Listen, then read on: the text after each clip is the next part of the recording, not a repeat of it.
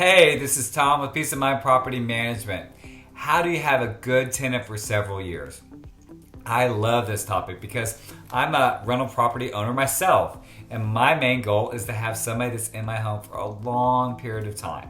So what I recommend doing is the first thing that you want to do is you want to buy the correct home.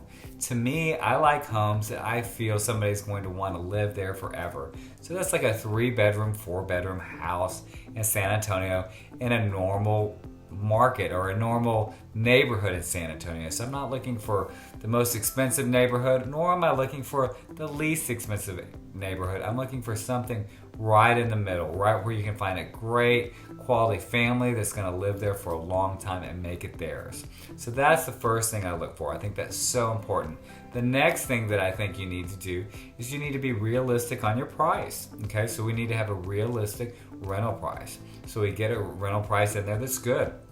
It's fair.